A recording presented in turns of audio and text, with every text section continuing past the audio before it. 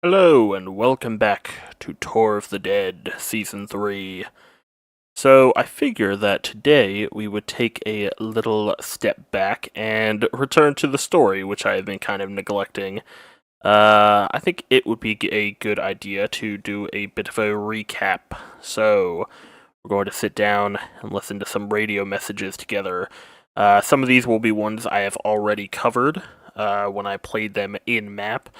But I figure going forward it would be a lot easier and a lot more clear if I were to just play the clips themselves without all the zombies running around and the ambience from the map. So let's get started, shall we? So I'm going to be covering basically World at War through where we are at the start of Black Ops 2. So get ready. A lot of this is going to be incomplete given the greater scope of the zombie storyline that you have when you take into account Black Ops 2, 3, and 4. But I'm only going to be covering information that we reasonably have at the time, when these games were coming out. So, hopefully everything's set up here. And hopefully these won't be too loud, but I won't be talking over them, so. Let's see here. So, let's start with the basics. We are starting in 1930s, 40s Germany. We have Group 935, which is a collection of scientists from all over the world, but many of the high-ranking ones were from Germany, and this includes Dr. Ludwig Maxis and Dr. Edward Richthofen. And they are coming together with the goal of improving the human condition through science.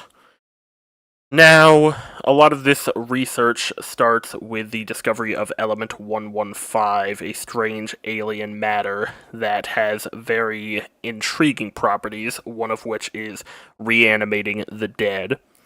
So, Group 935 is trying to use Element 115 for various purposes. They create several wonder weapons with it, and they are also interested in the possibility of using it for teleportation, if you will.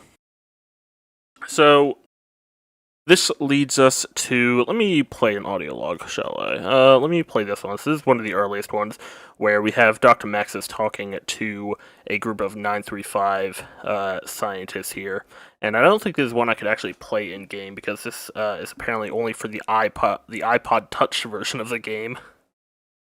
So here we go. Gentlemen, allow me to take this opportunity to welcome you to Group 935. This is a prestigious moment in the history of our race.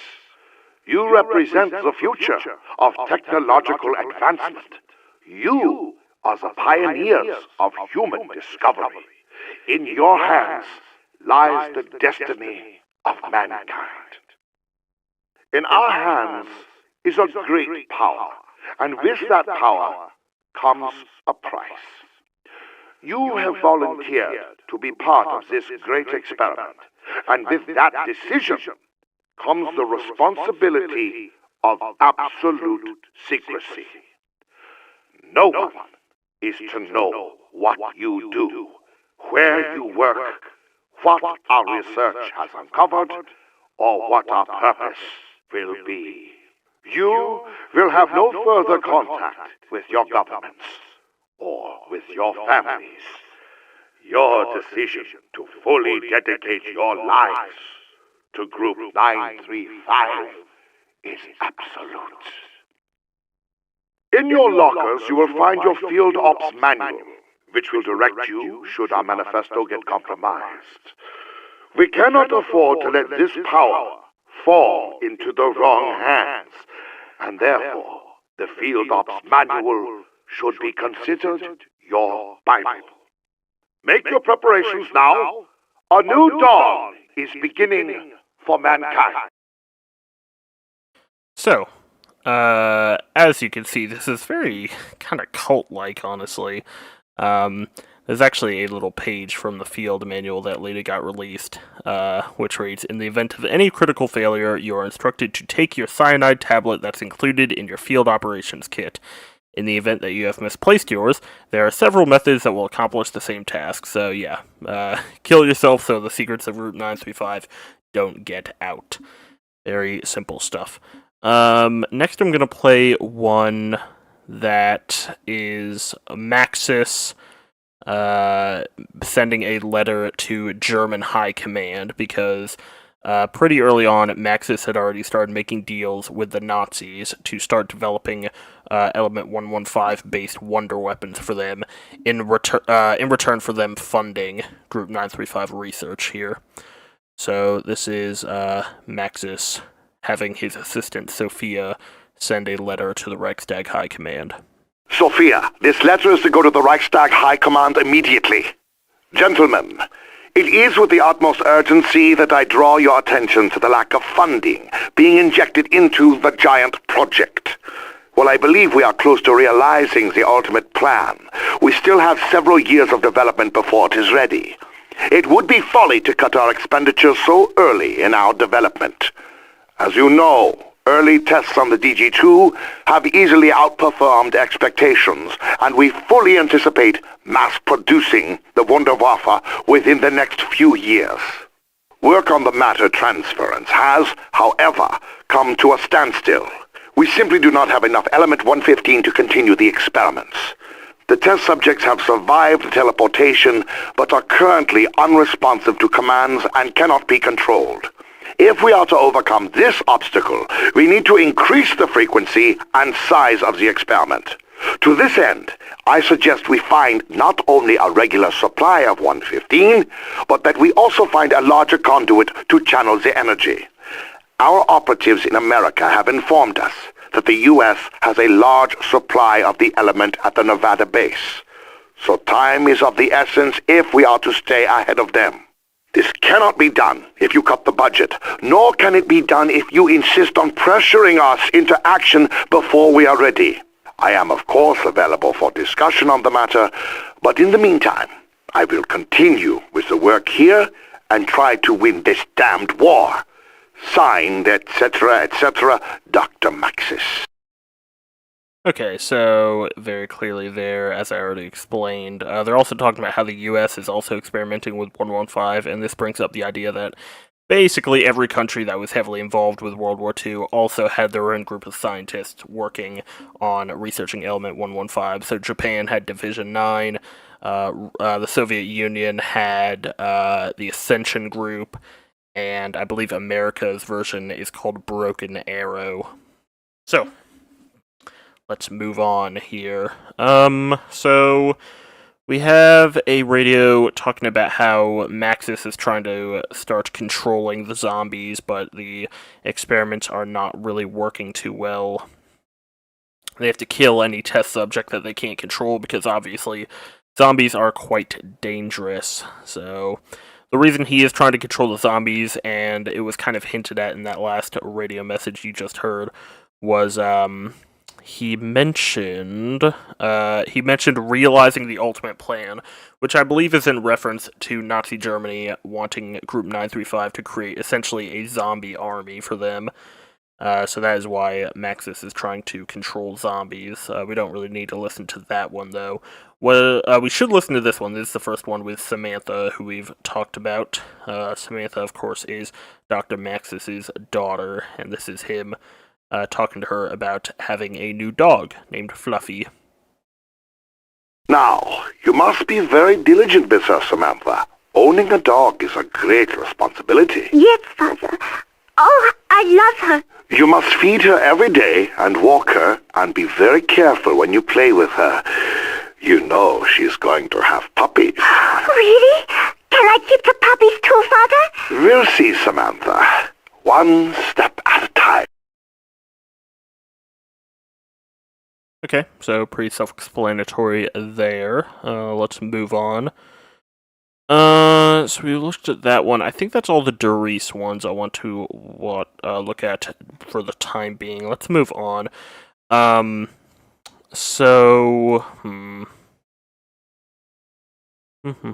Okay, so here is the next one. So this is going to be starting ones that we haven't looked at, because these are the radios that you find on Moon. And this is going over a lot of Richtofen's early work in Group 935. And in these early ones, you're going to be hearing him talk with another 935 doctor by the name of Schuster. And Richthofen and Schuster are working together on the very first teleportation technology. So, here we go.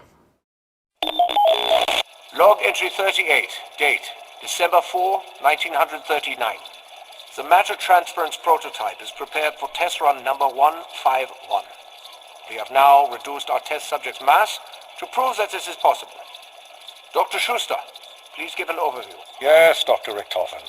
We have the new test subject, a walnut, weighing in at 10 grams. The target platform is now at 3 feet with no obstructions. We have 1 microgram of the element which, according to our calculations, will be entirely used up during test. Excellent, Dr. Schuster. Commence test number 151. Yes, Doctor. Please, insert your earplugs.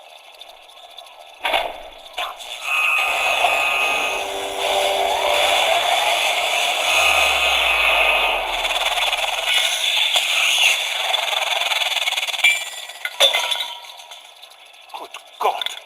We've done it! We have powered up the prototype and have moved a walnut directly from the prototype device into the receiving device. It moved instantly. It Teleported. Get me Dr. Maxis immediately.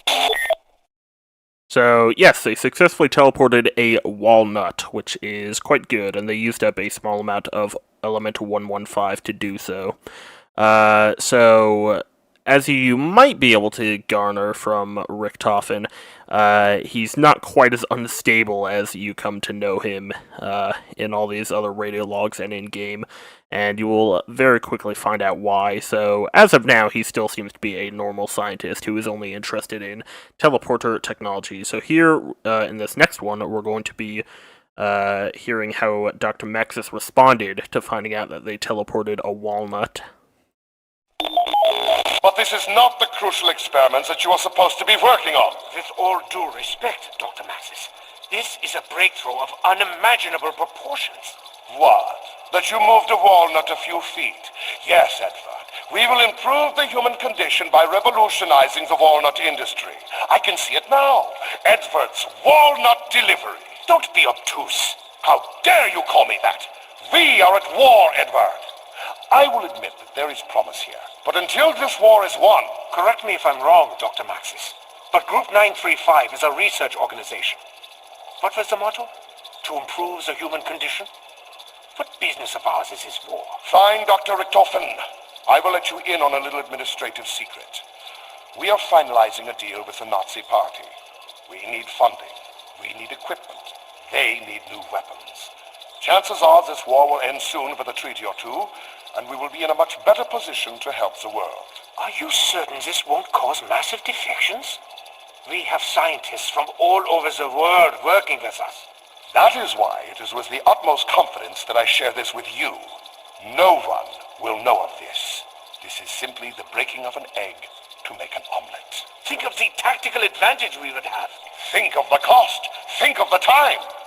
We can provide the Nazis technical expertise in various areas without putting all our eggs in your walnut basket.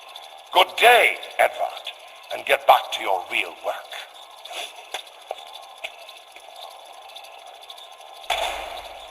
Bloody jerk. I think Dr. Maxis has lost his perspective. No matter. We'll do this on our own and publish the findings before he has a chance to. You're not suggesting that Dr. Maxis would steal this technology and perfect it without us, are you? I would by no means discourage that thought. Great scientists must stick together and achieve great science. So, yeah, Maxis is not too interested in teleportation at the moment, but later on he will start working on it just as Richthofen predicted. So, next we're going to see another test with Richthofen and Schuster on the teleporter technology, because Richthofen didn't really want to listen and he wanted to continue perfecting this technology. So, here we go. The first test with the walnut was December 4th, 1939, and this one is January 4th, 1940. So, about exactly a month later, actually. Entry 42. Date, January 4, 1940. Dr. Schuster and I, despite mounting pressure from Dr. Maxis, have continued working on the matter transference prototype. We have made great strides in the last 30 days and are ready for our first human subject. If our calculations are correct, we will send a test subject, me, to the receptacle station sitting 30 yards away and behind a cinder block wall. Are you certain you want to do this, Dr. Richtofen? Nein, Dr. Schuster. But this must be done. Quickly, put in your earplugs and power up the machine.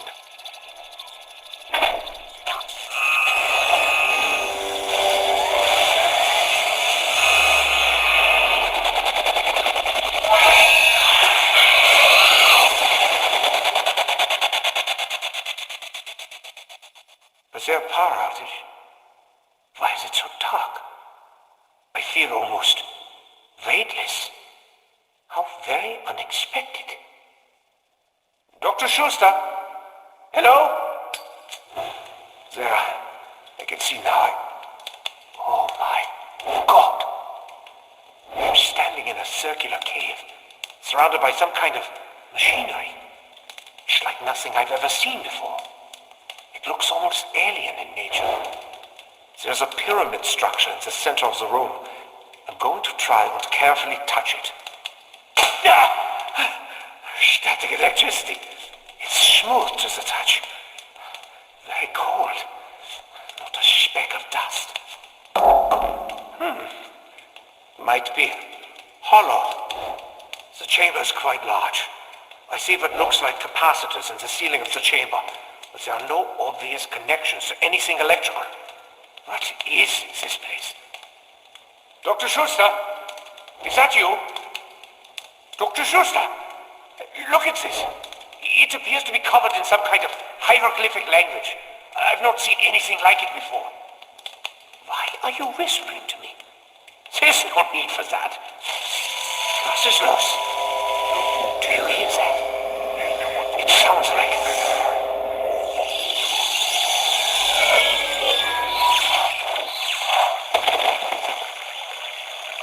My God! What happened?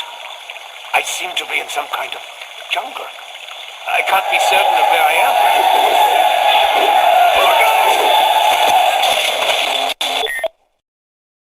So, this is, of course, their first successful teleportation of a human, in which they actually teleported Dr. Richtofen to the moon, and they teleported him to the chamber where you will find the pyramid device on the moon. So that pyramid device was there before any humans had actually come to the moon. Richtofen, funnily enough, is the first man to walk on the moon, funnily enough. Or in the moon, I guess. He's in a cave, sort of right below the moon's surface. But he found the pyramid device, and he touched it. It gave him a little spark, and this is where Richtofen kind of goes insane. He starts hearing voices. He starts kind of going mad with power.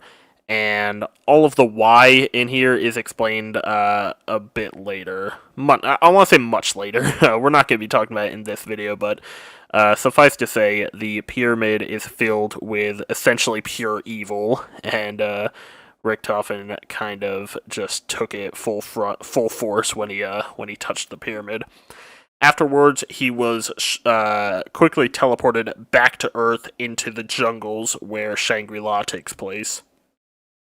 Now, it doesn't really go over in these logs, but essentially, Richtofen found, a tribe of people living in the jungle there, and he started showing them technology that he knew about, and they basically saw him as like a god to their people, and so they started building the temple that Shangri-La takes place on, and that's why you have like kind of modern looking water wheel technology and mine carts and all that kind of stuff on Shangri-La, even though it's supposed to be like an ancient temple, is because Richtofen kind of brought the technology there.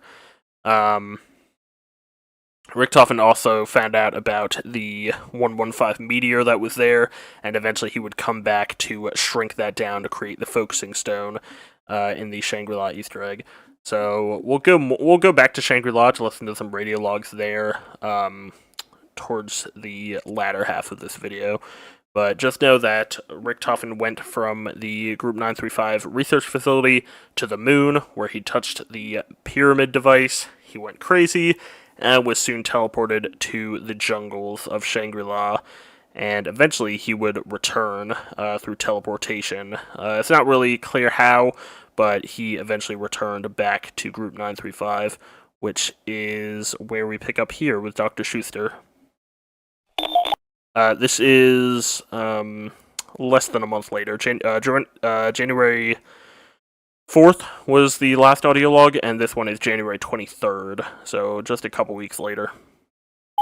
Log entry 43. Date January 23rd, 1940. I cannot be certain what happened to Dr. Richtofen once the test was commenced. He just disappeared from the machine into thin air. I have searched the area for days and have no evidence that he is anywhere. I am afraid I might have to scrap the... Don't scrap anything. We've done something. Something wondrous. Shh! Do you hear them? Dr. Richtofen, you're alive! I'm more than alive, Mr. Schuster. Is the device still intact? Yes, but what happened to you? Ah, something wonderful. That chamber was incredible. The wonders we can learn. What are you talking about? Are you all right? Get in the matter transference prototype, Dr. Schuster. We have worked. So, this is going to lead to Richtofen and Schuster returning to the moon to continue studying the pyramid device, and they will slowly start to bring in more 935 scientists who they can trust, a lot of whom have their own problems with Maxis kind of stifling their scientific wishes to, not really focus on weapons of war and more focus on, stuff like teleportation, cool stuff like that. So they get a bunch of 935 scientists, and they start constructing Griffin Station on the moon in total secrecy from Maxis. So this next log actually takes place 2 years later. However, we might want to actually take a step back. We have the reel from Kino, where Maxis eventually goes to the theater, where he continues to research controlling zombies, but we don't really need to go too much into those. And I think what we'll do is we'll move on to the Call of the Dead ones now, because the Griffin Station takes about 2 years to construct. They also talk about Eagle's Nest here. That's really fucking cool. Sorry, I got distracted there. Basically, Richtofen would start splitting his time between secretly working on Griffin Station and continuing his research into the pyramid device and the teleportation technology, while also continuing the facade that he is loyal to Maxis. And Maxis would eventually send him to the Siberian facility where Call of the Dead takes place, and Richtofen would start experimenting on human test subjects. This is where Nikolai and Takio come in. They were captured prisoners of war from the Soviet Union and Japan, respectively. Takio was given up by the Emperor as a test subject when he questioned Japan's actions during the war, and Nikolai, I believe, was captured at the Battle of Stalingrad. So they become test subjects of Richtofen, along with an as of now unnamed Mexican test subject, and we'll find out more about them here. These next ones have a lot of static in them, so they're kind of annoying to listen to, but we'll do our best. So this is Richtofen at the Siberian facility. Oh, he also brought Samantha with him. I have no idea why Maxis trusted Richtofen with Samantha, especially after he started going crazy, but he was also starting to experiment on her as well, and he kind of started hating her for seemingly unknown reasons, but let's do it. Log entry 1471. Date September 2nd, 1945. Dying. Another day, another failure. This time, subject N3WB just blankly at the floor. The Russian subject still smells like urine, even after he was given a bath and deloused twice. And I think I might have killed the specimen from Mexico. His spleen is on the floor and he's not moving anymore. I can verify with certainty, however, that the barrier is not located in the spleen. Dr. Continue no matter the cost. I wonder what he might think of the experiment with the little girl. Nice! Drop that! That's my spleen!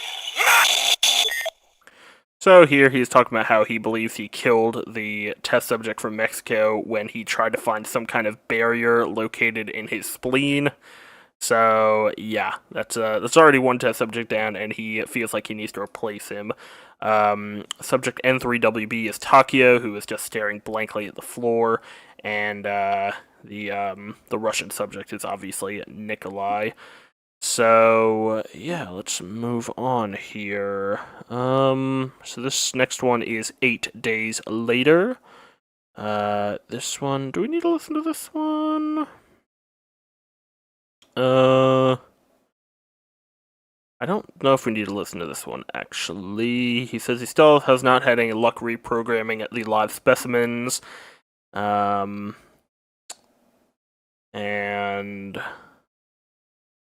he is doing these experiments. He says he's doing these experiments for Maxis to help him create his undead army, because experimenting on the human mind might give them a better insight into how to control zombies. And then he says a new test subject is being delivered to him, which would be Tank Dempsey, who was captured at Verrückt. So if you remember Verrückt, the asylum map, Tank Dempsey was sent in there with a team to go and extract a spy who was infiltrating Group 935, and he was captured there. He was the only survivor. Well, no, I think there was one other survivor, but anyway, Tank Dempsey was captured and brought back to the Siberian facility to replace the Mexican test subject. So we can just move on from that one. And then 7 days later, we have Tank Dempsey arriving, and Richtofen saying, hey, you gotta be my new test subject, so we don't really need to worry about that one. I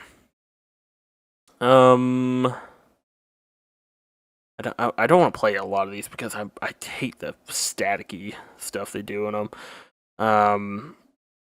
So in this next one, 3 days after Tank Dempsey arrives, he's talking about how the OSS, which is the I don't remember the acronym for it, but it's the American an American group. They've realized that they've captured one of their spies, that being Peter McCain, who was the spy that Tank Dempsey led the team to go and extract. Richtofen believes there are other moles in Group 935, including Harvey Yena, and let's see. And then he starts talking about his test subjects. So Tank Dempsey has a low intellect, but he's really fucking strong, and his will is very strong, and he keeps breaking his restraints. Takio is still staring at the floor, muttering proverbs to himself, and Nikolai has actually started responding to stimuli, but only after being injected with a serum made primarily from vodka. So that is that. And then the final one from Call of the Dead here, we have Richtofen finding out that Maxis has gone back on his word. Richtofen developed the Wunderwaffe DG2, and Maxis promised that he would mass produce it, but he eventually went back on that word. So Richtofen is kind of angry about that.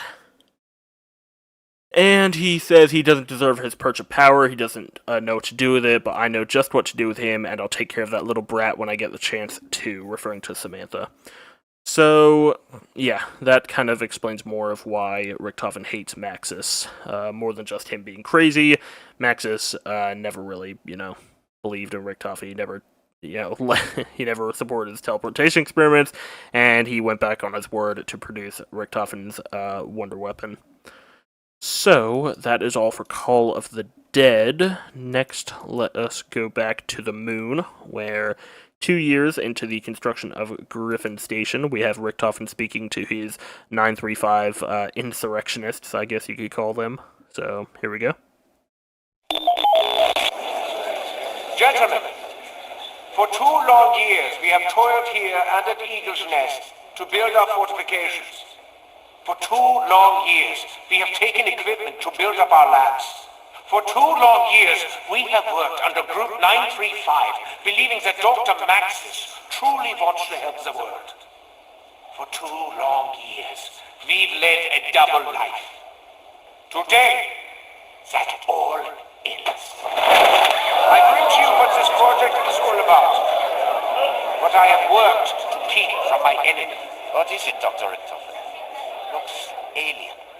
It is an ancient Vril machine. And you, Dr. Groff, are now the lead scientist here at Griffin Station. You will be the one to discover how it works. We first must discover what it does. 9, Dr. Groff. I know what it does. It has a direct connection to another dimension. It's preposterous. No more preposterous than teleporting all of this gear to the moon or to building Griffin Station. Is it? I suppose not. How do you know what it does? I have found many interesting Vril artifacts here. I have decoded some of their language. All signs point to this device being a stable gateway to the ether. Dr. Richtofen, I'm aware of a project being run by Dr. Maxis at Doris concerning Vril. As am I. I am going back to my post at Group 935 to continue the charade. I will be finding out just how much information Dr. Maxis has on Vril. Once the machine is operational, I will enact my plan and return. Gentlemen, let the games begin. This is so loud! So, this is Richtofen talking at Griffin Station. Right at the start, he mentioned Eagle's Nest, which is actually an old castle in Austria, in the Austrian Alps, that they built as a secret base to send rockets up to Griffin Station. I assume with anything that was too big to actually teleport, and that actually becomes a map in Black Ops 3, and it's one of my favorite maps. So we'll be seeing that later, and it's actually really cool that they kind of seed that in so early. Then we talk about Dr. Groff here. He is being put in charge of Griffin Station, while Richtofen goes back to Earth to find out what Maxis is up to. And Dr. Groff is a character who will also be coming back later, but just know that he is a collaborator with Richtofen, and he is one of the premier architects of Griffin Station, and Schuster is still working there with them. So, let's see here. So next, let's go for an audio reel. So this is Dr. Groff and Dr. Schuster. This is an audio log of them working on the pyramid device, trying to figure out how it works and what it does. Log 1075. Dr. Schuster and I have spent countless hours with the pyramid device in an attempt to understand how it functions. We have made little progress until now. Today, we uncovered what looks to be some kind of tank with a glass-like front. The glass itself seems... I've got you now, rat! Kill it, Schuster! Did you see that? Look! The capacitor is illuminated. The tank is filling. The machine! It seems to be activated. What did you do? I think we just discovered what powers this machine. So yes, if you remember the moon Easter egg, the pyramid device seems to be powered by souls, and they just found out by killing a rat near it. So, let's go down here. So this is Richtofen. He is at Eagle's Nest, so that Austrian castle, and he is contacting Dr. Groff at Griffin Station. So, this is him, this is gonna be kind of grim, actually. Station, this is Eagle's Nest. Status update. Over. Hello, Doctor. We have the shipment and are carrying out your orders. It's grim work, Doctor. All in the name of science, Dr. Gruff. Continue until the tanks are full. Yes, Doctor. May God have mercy on us all. So, yeah, Richtofen started sending human test subjects up to Griffin Station to be sacrificed just so that they could find out what happens if they fill all the tanks on the pyramid. Very, very nasty, and Dr. Groff, of course, has his reservations, but he continues to follow orders. Wow. This is the next one. This is Richtofen, once again contacting... this is actually Groff contacting Richtofen, and it is basically him telling him that everything's ready, and Richtofen is going to be like, alright, then I'm going to put my plan into motion with Maxis. Eagle's Nest, this is Griffin Station. We have an update. Over. Dr. Groff, have you made any progress? Yes, Doctor. The machine is ready and awaiting the conduit. Very good. I will proceed with Operation Shield and join you shortly. Security Protocol 935. Yes. I will dispose of Dr. Maxis and that little brat personally. Do not touch anything. Okay, so next is, we're going to go back to the Doris audio logs here, so, this is kind of going back a bit. We're going to check out, when Maxis started working with the test subjects, and Richtofen, of course, like at the time when we listened to these, you wouldn't know that Richtofen has actually already basically perfected teleportation, but here he's having to pretend like, you know, everything is a big shock to him. Because Maxis is now working on teleportation. Just as Richtofen predicted, he is basically just starting to do it now. Even though he said like it was a waste of time earlier. So, this is just going to be a couple audio logs going over their tests. Initiating test number 3. Subject is within the test chamber. Activate power. Oh my God. Do you hold yourself and clean that up? Test number 3. Unsuccessful. Test subject has been reduced to the same state as previous subjects. Clean up the test chamber and recalibrate the system. Let's do it again. Yes, Doctor. Okay, this is another one where they're starting to test on dogs. Edward, tie the damn thing down! We can't have it running around during the test!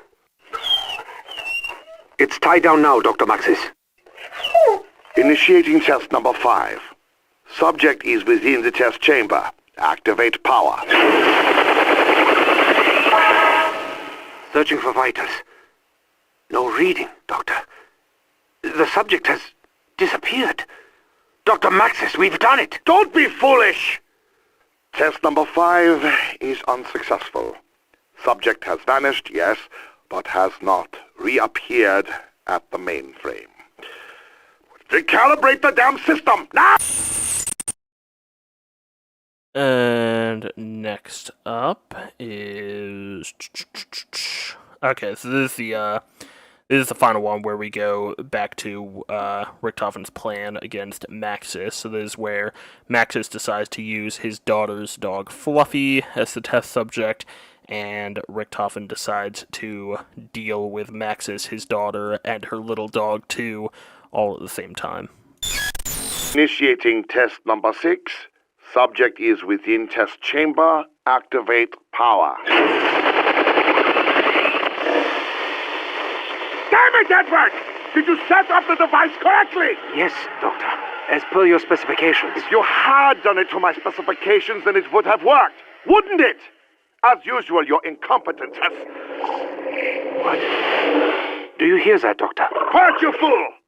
Test number 6 is a failure, but the experiment has caused some kind of electrical force to energize within the chamber. Well, open the door! Doctor, I don't think... Open the door, now!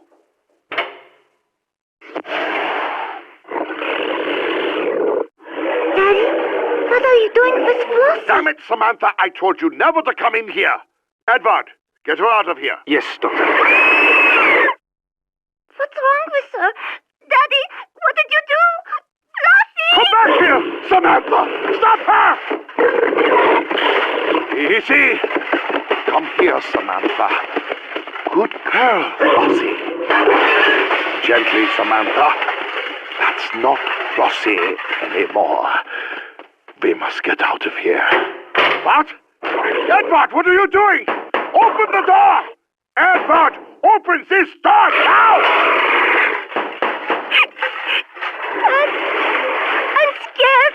Don't go! Stay by me, Samantha! Goodbye, Dr. Maxis.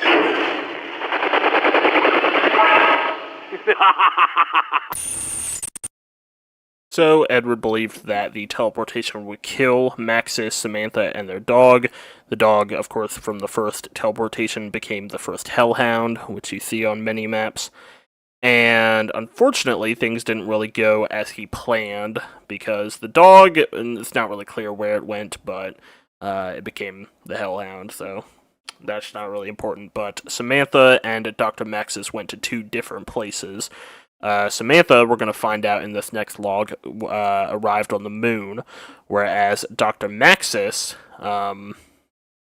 he went to a place, it's not revealed yet, but he did go to a strange place where he somehow garnered the ability to merge himself with electricity.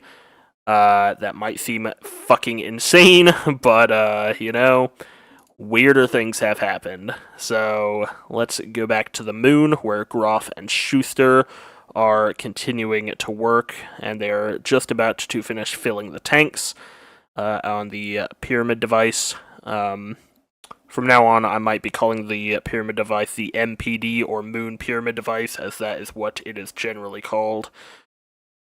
And we will find out that Samantha, unfortunately, got teleported to the moon. Let's see how that turns out. Mr. Schuster, report. The tanks are full and the shields are down. The machine is humming nicely. Good. And what of the shipment? Most are buried outside of the base. The live ones we've sent back to Kustva Postum. Excellent. There's nothing left but to wait for Dr. Richtofen's return. Perhaps this is a good time to work on my low-gravity putting in the biodome. Yes, a little leisure time would. Intruder detected. Receiving bay. This is not a Security, report. This is not What? Can you repeat? She's coming right toward them. Get her! Get back here! Nay, do not let her! Damn it! Dr. Schuster, find a way to get her out of the pyramid. I will contact Edward and let him know there has been an incident. So Samantha arrived on the moon and immediately ran inside the pyramid as it was opening because the tanks had filled, and the pyramid then immediately closed back up. So Samantha is now inside this pyramid device that is filled with unimaginable evil.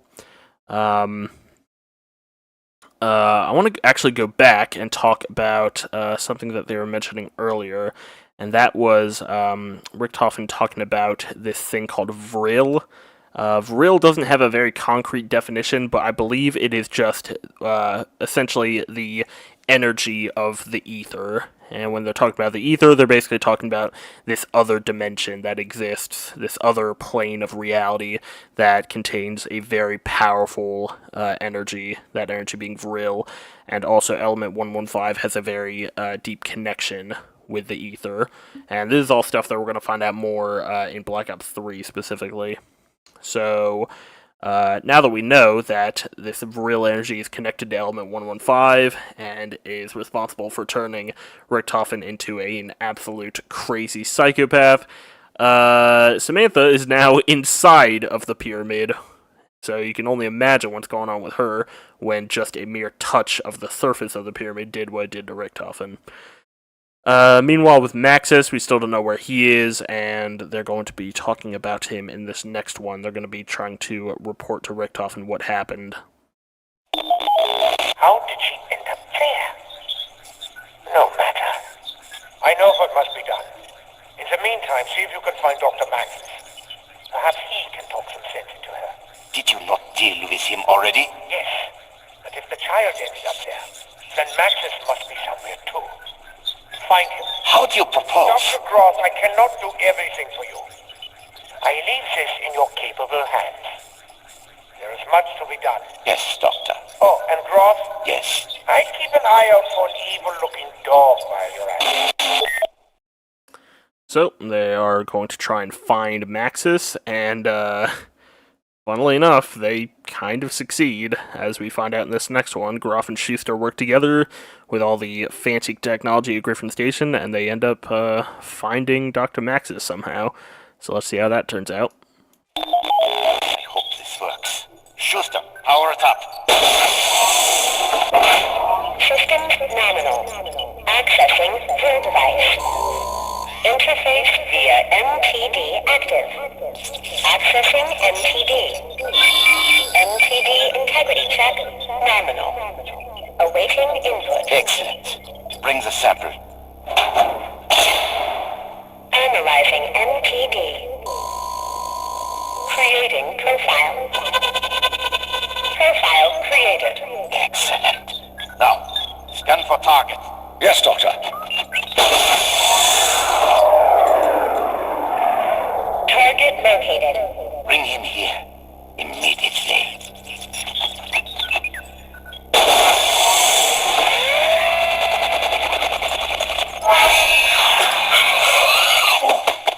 Greetings, Dr. Maxis. Schuster, I should have known. Where is that rat Edvard? Where are we? And how did you get me out of that wretched None of that is important right now. Allow me to fill you in. Samantha, honey, Daddy is here. Come, dear, please. Open the machine. Daddy will not let them hurt you anymore. Honey, Daddy knows he's made some mistakes. I am truly sorry that you were put through so much. When your mother died, I could not bear the thought of losing you, too. That's why I kept you so close. I did not mean to neglect you. I just wanted to know you were safe from harm. Daddy! I love you, Samantha. I love you too, Daddy. Can you do something for me? Something very important. Yes. Kill them all.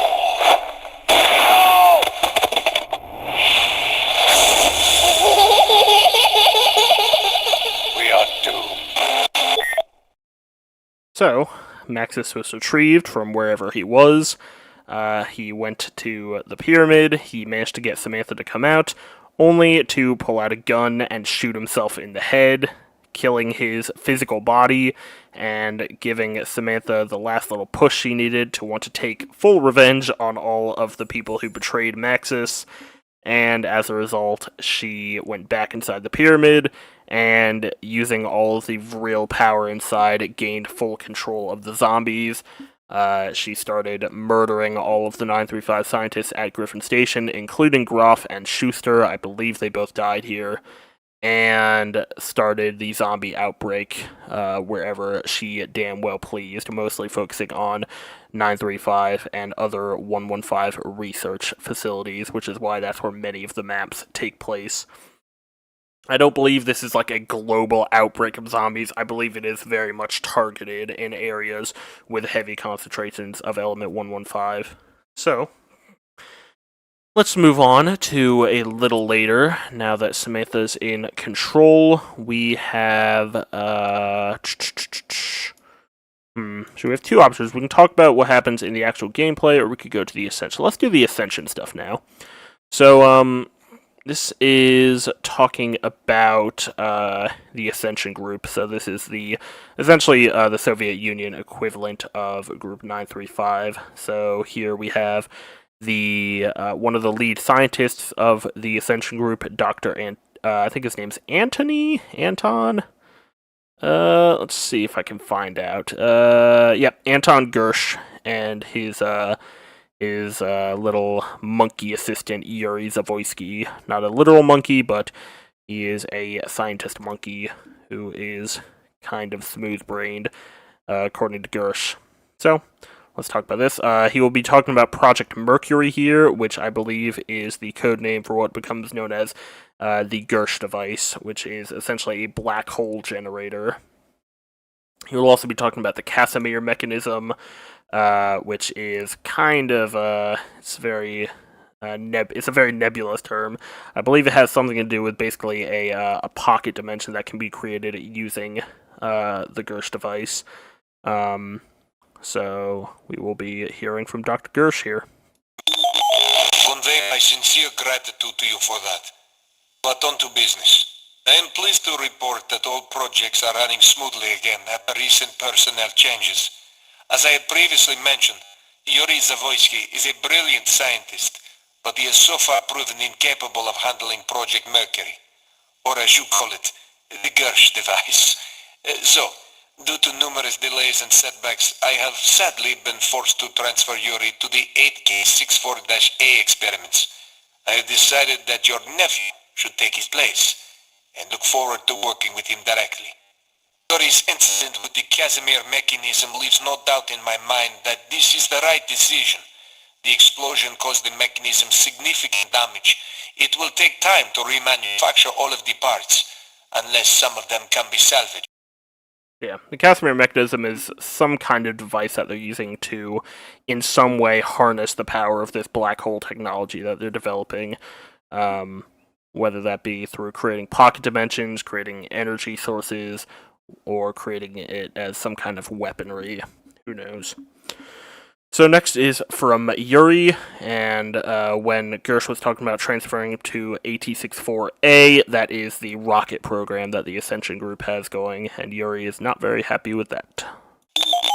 Rockets. He transfers me to work on rockets. These experiments require no finesse, no imagination. My intellect is ill-served blasting a bunch of monkeys into the atmosphere. But I can't fight Gersh over this. I was able to hold on to my keys. Some after-hours research. No one else really understands what Project Mercury is capable of. Until then, this lab will have to do. Wait, is it a Matryoshka doll? Is someone with a child? And this is where we start learning that Samantha is starting to influence things at the Ascension group. She is going to start trying to corrupt Yuri to serve her own needs, and in this case that is because I believe it is because Samantha is interested in Project Mercury as a way of trying to reunite with her father again. Dr. Max's physical body may have died on the moon, but due to his newfound abilities to merge with electricity, he essentially merged himself with the technology of Griffin Station. It's unknown if he had contact with Samantha at that point. I don't think he did. But yeah, Samantha, I believe, is trying to figure out a way to reunite with her father, and Project Mercury might be a good lead on that. So she's trying to corrupt Yuri Zavoysky into suiting her needs. Next is going to be the results. So we're going to see Yuri kind of his descent into madness here. Found the box today. Some Rebenka left his teddy bear in it. A disgusting and filthy toy. Who keeps bringing their child onto this base? Thank God they did not take the diary. The things I've learned about Element 1. I'll have to conduct this research on my own, away from the destructive hands of Gersh. His research into Project Mercury has stalled, but will he be transferred? I doubt it. As long as Project remains on track, his friends I must start small. Yep, so he is still bitter about Gersh transferring him. He believes he is the great mind who will solve the conundrum of Project Mercury, and he's very confused about all these childish things being left around, which is the subtle influence of Samantha, I suppose. Back to Gersh here. I assure you that our craft will be far superior to whatever the Americans... Oh, should I... before we actually do that, I'm going to restart that one, but, Yuri also mentioned, the diary he says, "Thank God I did not take the diary, the things I've learned about Element 115. The diary is referring to, I believe, Richtofen's diary, which contains all the information about 115, the MPD, Vril, all his research into that kind of stuff. So Yuri has his hands on that. Eventually, I believe the this is where kind of time travel happens. I'll come back to this topic when we talk about like how all this factors into the different maps. But just remember that at this point, Yuri has the diary, and this is taking place in the 60s, I believe. So this is already a good 20 years after Max's death on the moon and Samantha taking control of the zombies. And if you're wondering what happened in all that time, like why did Samantha just hang around for all that time?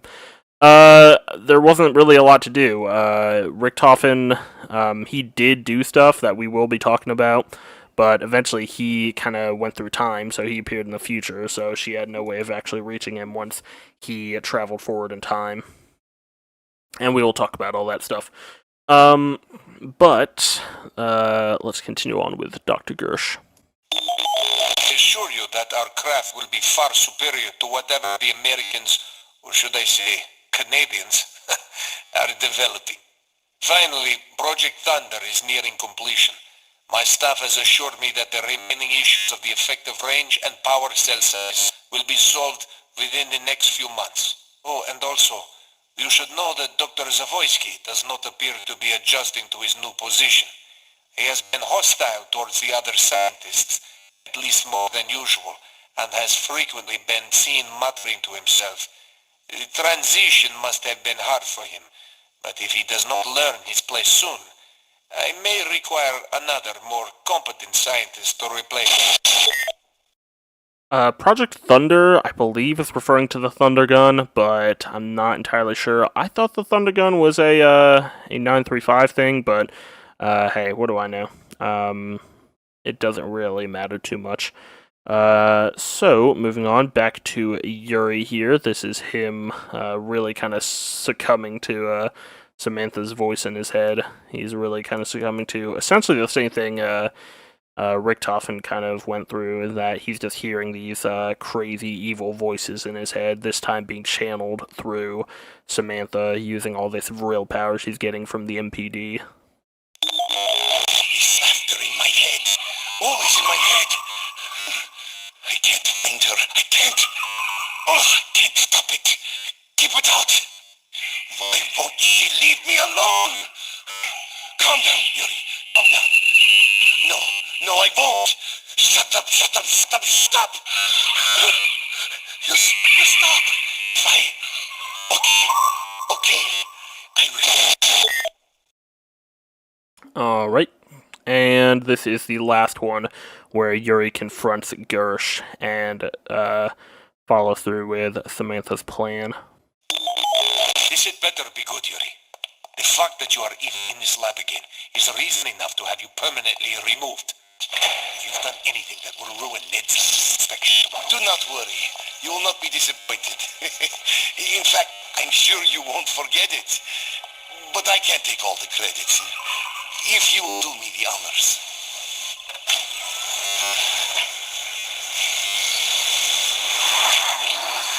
What the? No! Yuri!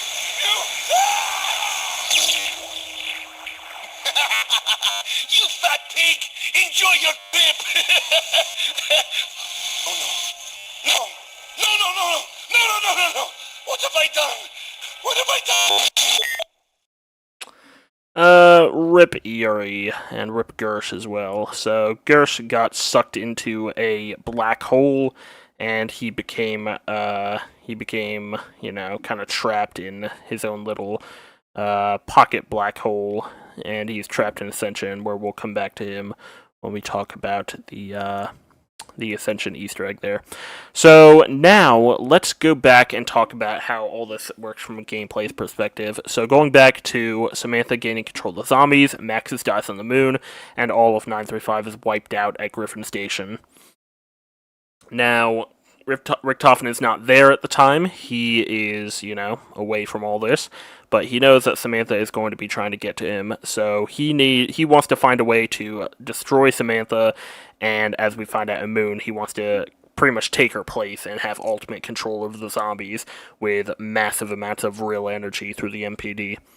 So, he first goes to get his test subjects. So, Tank Dempsey, Takeo Masaki, and Nikolai Belinsky were actually put on ice when Richtofen kind of gave up on the experimentations into the human consciousness.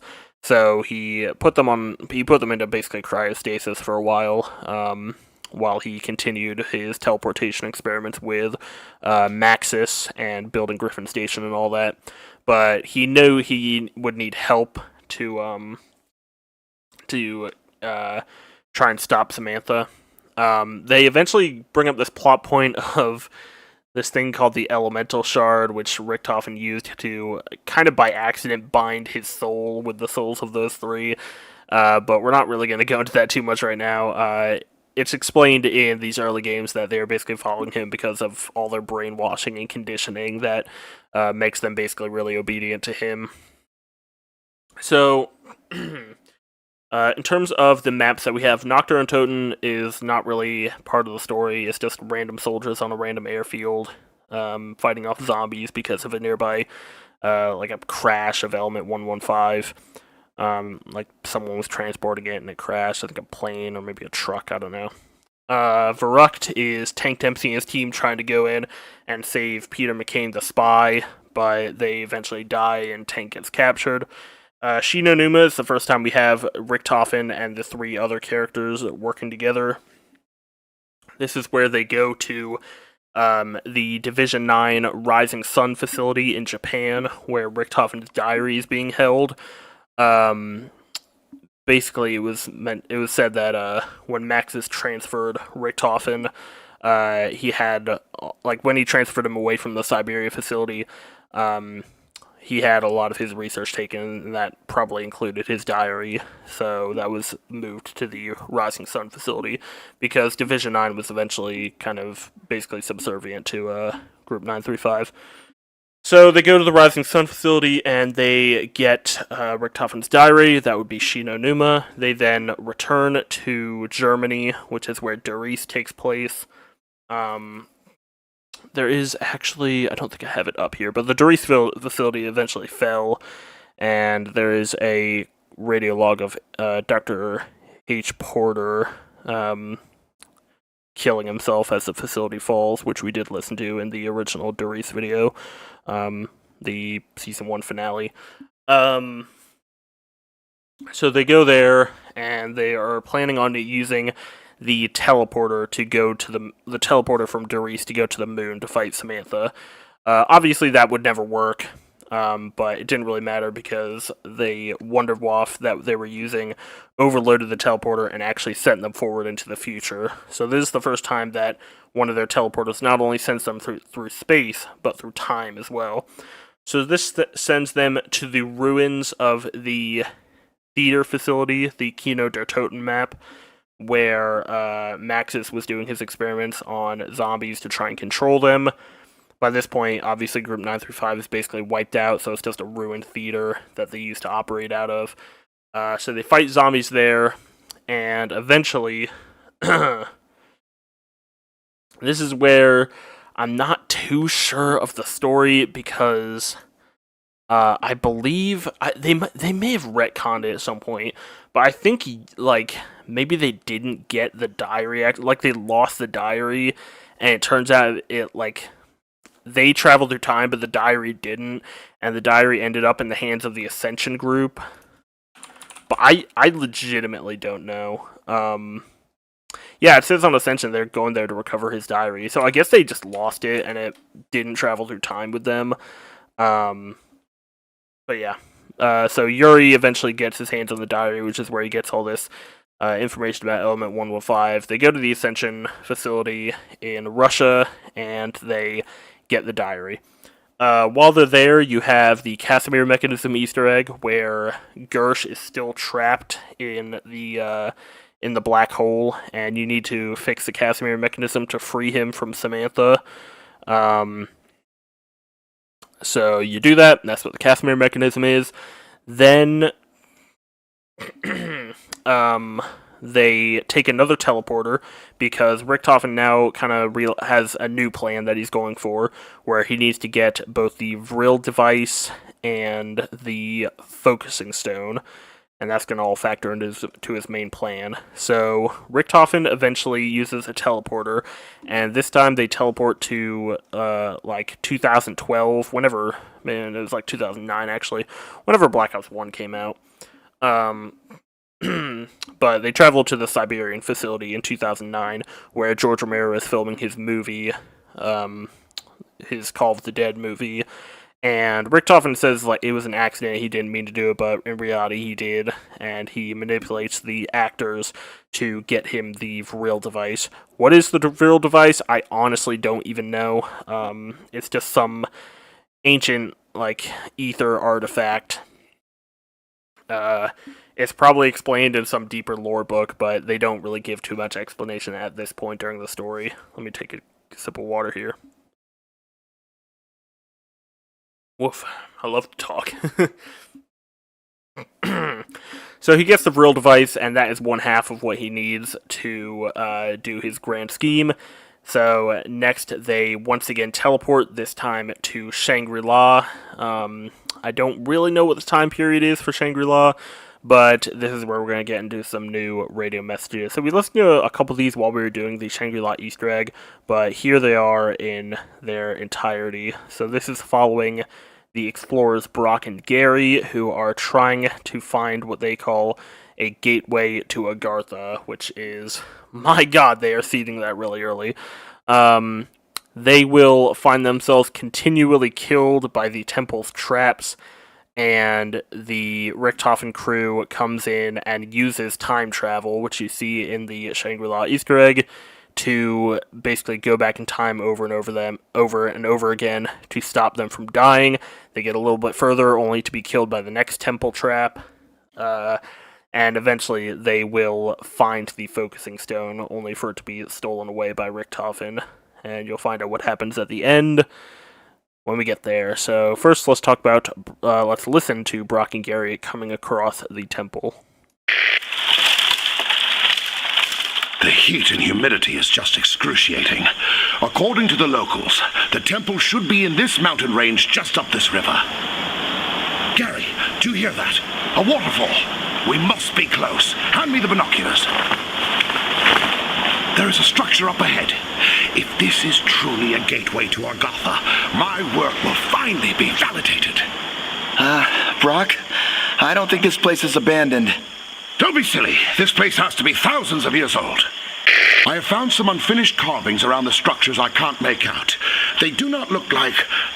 Wait, what is this?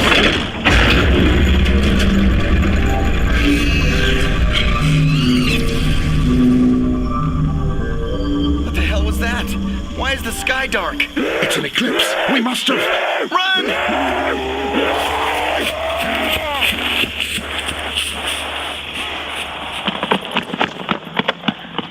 What are those things? Zombies. We have to find another way. Zombies? What are you talking about? The writings must have been right. No! Don't touch that! Damn! Take a look around and try to find a way out. I got nothing. We will have to conserve our supplies. Take your shoes off and hand me your socks.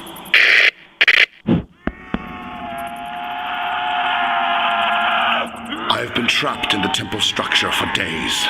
Gary is dead, and I don't see a way out of here. I can still hear the zombies outside. I fear this is my last recording, as the battery is about to die, and I will soon follow. One thing I can be certain of is that glove... So they got trapped in some kind of a confined area, and they died. So that is when you go through and do the pressure plate step, I think. But I could be wrong. But basically all of these are, each step of the Easter egg is you going back in time through the Eclipse mode mechanic and basically fixing the mistake they made that got themselves killed, so they get to get a bit farther. We're moving through a small network of tunnels. This appears to be some sort of aqueduct system. Unless this was carved out at a much later... Holy crap! We need to start digging and get past this cave-in!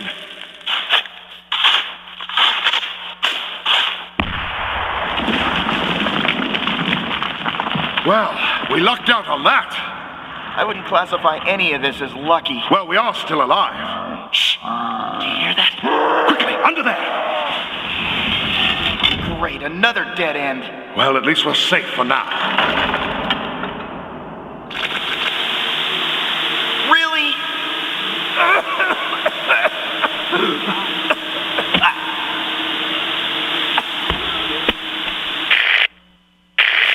Gary, get up! Hello? Damn it! So, they probably suffocated there on the gases that came out in the Undercroft kind of area. Next. That did it! His leg is free and the way is clear!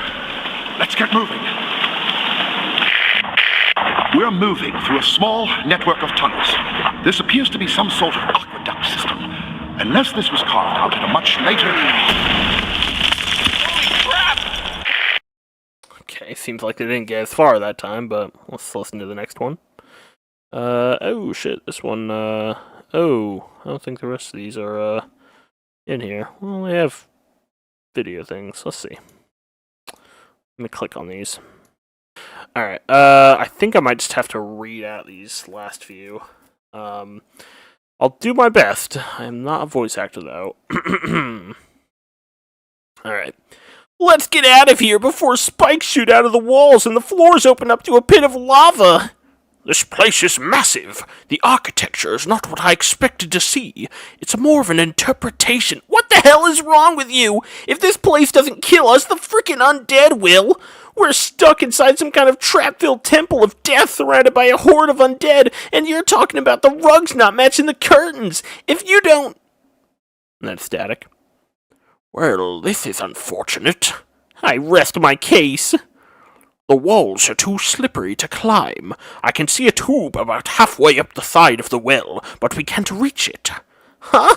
What is that? I think something just swam past my leg. Where? I don't know. And then they drown. Great. Moving on, we do the next step. Yes, we can reach the top. I can see the outside. Thank heavens, we're finally out of the wretched catacombs. There's still a full eclipse. Yes, it's very strange. I've been thinking about those unfinished carvings we saw before the eclipse occurred, and can't help but think they hold some kind of key clues. We should investigate the stepped pyramid for some clues. I think we should get the hell out of here while we still have a chance. But we're so close to proving the existence of a and then they get caught in a bear trap because they are the best of explorers. Next. Excuse me. I can see the outside! Thank heavens, we're finally out of the wretched catacombs. There's still a full eclipse! Yes, it is very strange. I've been thinking about those carvings we saw before the eclipse. Give me a moment. And then a zombie is screaming in the distance. Aw, jeez, man, do we really need to do this now? Yes, they do match the pictures on the tattoo. It's a code. 16134.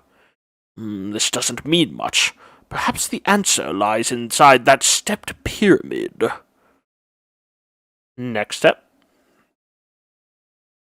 Need some water, fuck. Doing Panic City Bloom is, not easy. We've made it inside the top of the temple. I can see an antechamber through a crack in the wall, but there is no way to get inside. It's completely infused. If we had a stick of dynamite, I could get us in there. Well, unless you brought some, I think we're not getting any further. I had some in my bag, but dropped it when we were attacked by that horde of zombies. By the look of it out there, we're not going to be able to stroll around looking for it. So close to the answer. We need to get the hell out of here before it's too late. And then you, probably get the dynamite Alright. This is the last one, I believe. So this is them finally getting to the focusing stone. Now entering the antechamber, I see some sort of altar, and there is a rock suspended above it. This is just wonderful. An inscription. Richtofen. Richtofen. Gary, take an etching. Rock above the altar seems to be suspended in thin air. I'm going to remove it now. And then they end up getting teleported, and then it goes back to where they started. We've been in the We've been in this jungle for days and haven't seen any sign of this hidden temple. We cannot give up. It has to be here. I can't shake this feeling like we're going in circles. We should head to higher ground and take a look. The heat and humidity is just excruciating. According to the locals, the temple should be in this mountain range, just up this river. Gary, do you hear that? A waterfall. We must be close. Hand me the binoculars. There is a structure up ahead. If this is truly a gateway to Agartha, my work will finally be validated. So, reaching this focusing stone sends them back in time, where they restart the time loop, and they will continue to do that forever.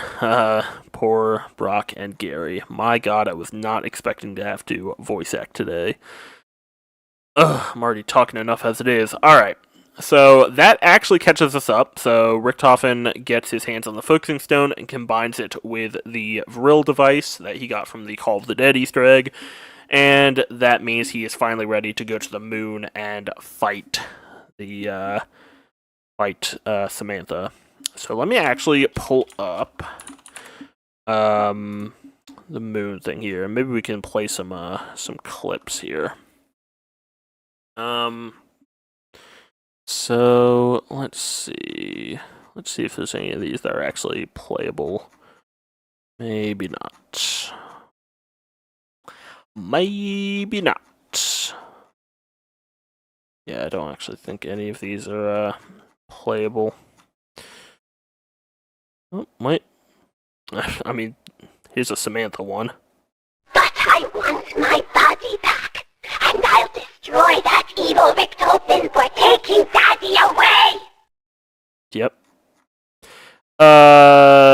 Yeah, no, it looks like there's nothing there. Anyway, so yeah, they get to they actually go to Area 51 first, which has the teleporter that takes them to Griffin Station. Why? I think that's explained in, like, Black Ops 4, so don't worry about that for now. They get to the moon, they fight some zombies, and they eventually uncover Samantha inside the pyramid by filling it with souls. And then they power it up fully with souls. Richtofen uses the Casimir mechanism technology to empower his focusing stone Vril device. He encounters Dr. Maxis in the computers and just tries to delete him. He then uses the empowered focusing stone Vril device to swap souls with Samantha, gaining full control of the zombies. Dr. Maxis reappears and says that he will help to limit the damage that Richtofen can do. He then organizes it so that the 3 rockets on the moon are launched to Earth, causing untold devastation to the planet, which is the end of Black Ops 1. Moving into Black Ops 2, where we are now, we are on the map Transit, where we are following the 4 new characters. Let me just pull up their names so I can be all reasonable here. We have Samuel Stullinger, Marlton Johnson, Abigail Brierton, aka Misty, and Russman. What you need to know is Marlton is a nerd who was in some way related to Broken Arrow. He does appear in the next map we're going to talk about, if very briefly. I might talk more about him there. Misty, I don't know too much about. I'll probably do more research on her for another episode of Catch Up on the Story. Russman was a Broken Arrow scientist who has a lot of memory problems. Unfortunately, he's kind of the leader of the group. And Samuel Stullinger was he was actually a member of a cult called The Flesh. and they were called to eat zombie flesh, and as such started hearing Richtofen's voice in their heads, which is why whenever you play a Stullinger on any of these maps, you will hear Richtofen trying to tell you what to do. Each of the Easter eggs on the 3 Victus maps in this game, as they're called, give you the choice of either following Maxis's orders or following Richtofen's orders. In this series, we'll be doing Maxis's orders, because that is the more canon option, and I might talk about Richtofen's side at a later date. Samuel is trying to hide the fact that he was a member of a zombie flesh cult from his new partners, and we can go into more of that as time goes on. The last thing we're going to do here is look at these transit TV messages that you can find around the map. So, let's look at these. This first one is from Dr. Maxis. Once again, he is just one with electricity, so that's why you can hear him all around. When you first load into the game, he's the one who's telling you, "That's it! Now complete the device! Do it!" And when we do the Easter egg, you might be hearing him try to tell us what to do. Of course, I'll just be following a guide, as usual, very badly.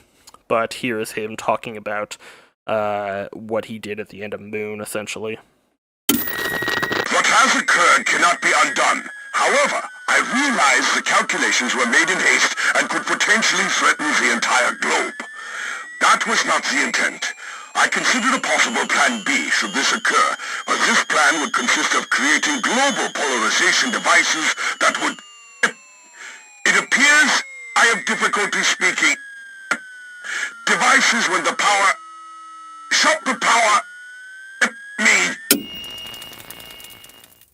So this kind of sets up the Easter eggs for the maps of Transit, Die, Rise, and Buried, where both Maxis and Richtofen want the 4 main characters to activate these large pylons and give power to them, whoever is telling them what to do. So Maxis wants them to activate the pylons for him, whereas Richtofen wants them to activate the pylons for him. We'll look more at Richthofen. Since we're not doing Richtofen's side, I'll play a couple of his quotes that you might hear as Stullinger. But first, we're going to look at one of these. This is a message from a survivor. Hello. This is Jackass Flats calling any human community within broadcasting distance. We're located at standard map coordinates 37 degrees 07 north, 116 degrees 03 west. This is a warning to anyone contacted by a group of mysterious voices. Several of our party began to hear the voices, and their competing instructions and incompatible demands drove a wedge down the center of the camp. Half of the camp is carrying out the demands of only through electronics. This voice is a big, long, and its ultimate goals unclear. The other voice cannot be heard by humans who have not been on the long madness this way lies. Neither of these instruction sets will understand. Those of us who have not chosen a side have been hunted by both sides, seeking to force us to assist them. Oh God, they found us! Oh! Get back! Stop!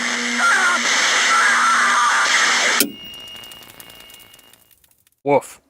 So yeah, that guy made it clear that maybe you shouldn't trust either Richtofen or Maxis, and that there are kind of these groups of people who are following their instructions, because what else are you left with in this ruined world that is left over? This is from someone named Fleshman, so I assume it's a cult member of that Flesh cult. What's that? Who's there? Yes, I can hear you. Flesh? Of course I have. There's nothing else. No, I won't do that. How do I know you're not lying? You could be making all that up, huh? Well, sure, that only makes sense. Dude. But... No, I see. Sure. Really? But they're my friends. Yes. Of course I see now. I'll do it. I'll do it for you. For you and the Flesh. So, Richtofen is getting his word out through anyone who eats zombie flesh. And these next three, I believe, are from people following Maxis. So, here we go. Hello? Hello? Are you there? We have activated the Spire as you instructed, but the Shamblers are swarming our location, and we can't hold out against their superior numbers for long without aid. Hello? Please, come in. It is vital that you instruct us on that... Next. You think you're so smart, huh? You think you can manipulate everybody into doing what you want, but we know the truth. Your calculating works and your sinister agents. You mean to destroy this planet and kill us all? We're not gonna help. No way, no how. So yeah, you keep talking. But no one's gonna hear you because we're destroying everything. Everything electronics, starting with this evil radio box thing. Okay, that guy's pretty disillusioned with Maxis. He doesn't really want to listen, so he's destroying all the electronics that Maxis can speak through. And this is the last Maxis follower. Voice! Come in, unidentified electronic voice! We've been attempting to activate your Spire as instructed, but one of our members began hearing the other voice you warned us about. He turned on the rest of us and shot one member of our crew and wounded another before we restrained him. Hello? Hello? Damn this thing! Why doesn't it answer when we call it? Hello? Alright, and that is the last of the radio logs you can get on Transit. Before we finish up here, as you might expect, we're going to be following Max's orders and trying to get this Spire online for him. But let's listen to what Richtofen has to say when you follow his orders. So this is going to be the kind of stuff you hear when you play a Stullinger. Let me see if I can find it here. I'm not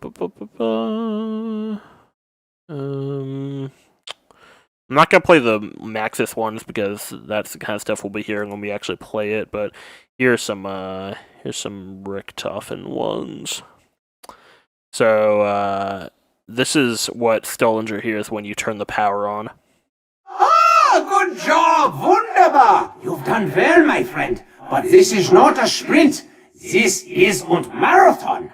Of your group, you are the only one who seems to be able to hear me. So you must convince your deaf friends to heat up the obelisk. Setting a puny fire will not be enough. It must reach an extreme temperature. Now, if only you know how to build a portable engine of some sort, which might grow very hard. Some sort of jet engine with an afterburner? Oh, what, you do? Oh, goody, goody. So, why are you still standing here listening to voices in your head? Get to it, Schweinhund, or Maxis will kill you all! So, yeah, if you want to follow Richtofen's path, that would be the point where whoever's playing Stullinger would tell the rest of their friends, hey, we should go build the jet gun, which we are not going to be doing. Yeah, that is actually about everything I wanted to go over. That is the story so far, as it were. We're going to be going deep into Black Ops 2. We're going to be figuring out what Maxis and Richtofen are up to in the ruins of this planet that they've left behind in their never-ending struggle against each other. We're going to be finding out what's going on with Samantha, maybe.